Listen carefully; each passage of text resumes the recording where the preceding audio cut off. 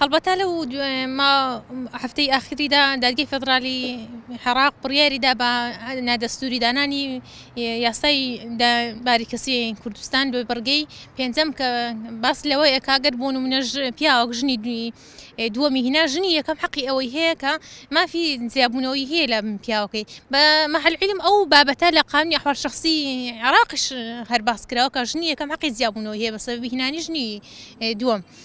بەڵام لێرەدا دادگای فدرالی بەرادە سووریدا ئەو بابەتەی هەڵوەشاندەوە هەرچەندە بە بڕیارەکانی دادگای فدرالی باتن لە ڕووی دەستوریەوە ناتوانرێت تەحەنیان لێ بدرێ بەڵام ئەو تێبینی لەسەر بڕیارەکەی دادگای فدرالیە دادگای فدرالی پشتی بەستێ بە مادەی 2 فەقرە ئەلفی ئەو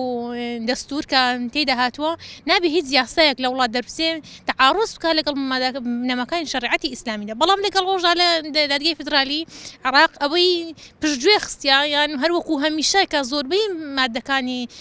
دەستور لەلایەن دادگای فدرالیەوە عبر حەلاوەڕق بووە تەطبیقاتیان نەبووە ئەوەی کە بە ئارەزوو خۆیان بووە جێبەجێیان کرد ئەوەی دیکە کە گوێ پێنەدرایە کە لە فەقەڕەی ئەلبائی هەمان مادەی دووی دەستور هاتووە ناکرێ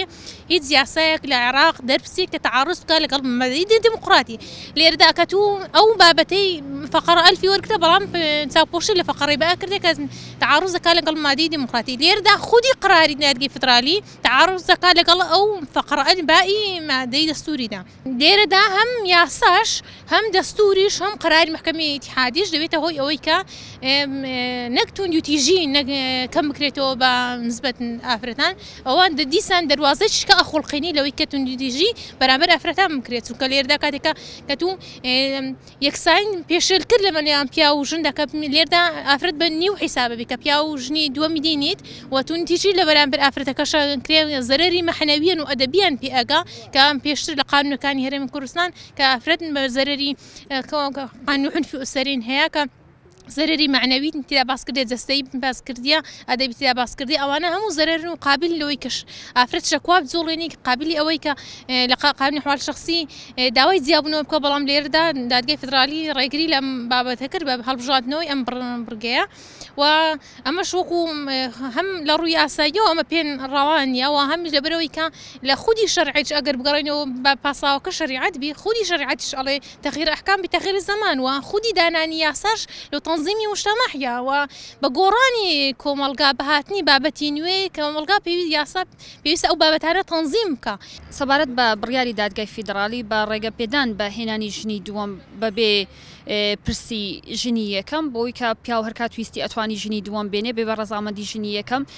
پێم وایە ئەمە ئەو پەڕی نادات پەروەریە و ئەو پەڕی پێشێلکاریە بەرامبەر بە مافەکانی ژن بەڕاستی ئەمە زەردانە لە ژن و ئەم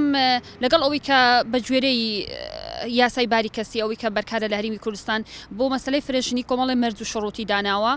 بەڵام لە هەمان کە دەهێشتن ئەم یاسای بەڕاستی فراغی قانونی هەر هەبووە ئێمە ڕەخنەمان لەسەر خودی ئەم یاسایش هەیە لەبەرەوەی ئەو پیاوانەی کە نیەتی هێنانی ژنی دووەمیان هەیە بە ئاسانی دەتوانن بچن بۆ ئەو دادگانی کە سەر بە حکومەتی ناوەندین وەکو شێخان و مەخمور و کەرکووک ئەو شوێنانە زۆر بە ئاسانی ئەتوانن پێمان وایە ئەمەش هەر بە ئەنقەز بەجێ هەڵدراوە ئەم بۆشای یاسایە بەڵام لەگەڵ ئەوەشدا هەر باشتر لەوەی کە نەبێ لەبەروی کۆمەڵی شڕوت و مەرجی داناوە ئەمە هوشیارێکی زۆر باشی یاسایی بوو لە نێو هاوڵاتیان بۆی کە فرەژنی مەرجەکان ئەو مەرجانەی کە ڕێگە ئەدەن بە فرەژنی هەندێک قورس بکرێت و بە کۆمەڵی ئیجرعات تێپەڕێت و بە ڕەزامەندی ژنی یەکەم یاخود ئەسبابی دیکەی هەبوون پیاوەکە بەڵام دادگای باڵای فیدرالی کە ئەم بڕیارەیدا بەڕاستی خودی ئەم بڕیارە و بڵاوکردنەوەی لە ڕاگەیاندن و لە تۆڕە کۆمەڵایەتیەکان ئەمە وای کرد کە نەک جارێک دوو قات بگرە سێ قاتیش زەردان بوو لە ئافرەت لە پێگەی ئافرەت لە ئازادی ئافرەت لە مافی ئافرەت لەگەڵەوەی کە ڕاستە هەر یاسایی کە دەربچێت نابێ پێچەوانەی بنەماکانی دەستور بێت و بەڵام لەبەرەوەی کە کۆمەلگەی ئێمە کۆمەلگەیەکی مسلمانە پەیڕەوی شریعەتی ئیسلامی ئەکامە سادڕی سەرەکی یاساکانی ئێمە بریتە لە شریعەتی ئیسلامی کە نابێت یاسایەک دەربچێت مخالفەی شریعەتی ئیسلام و دەستور بێ بەڵام هەمان کە ئێمە بڕگەیەکی شمان هەیە لە دەستور کە ئەڵێت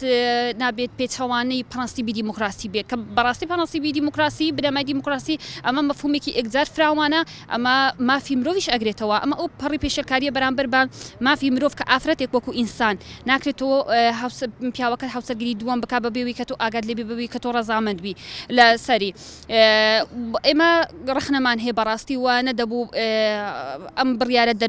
دەربکرێت و پێشێلکارێکی ئەگزار زۆرە بەرامبەر بە مافی ئافرەت ئەمەوە ئەکا دووبارە ئەمە بگەڕینەوە بۆ ڕابردوو بگەڕینەوە بۆ سەدەی ڕابردوو بەڕاستی کە ئافرەت تەنها وەکو کاڵایەک تەماشا ئەکرێت و حساب بۆ هەست و سۆز و بۆ کەسایەتی ناکرێت وەکو خودی ئینسانێک کە بڕیار لەسەر خۆی بدا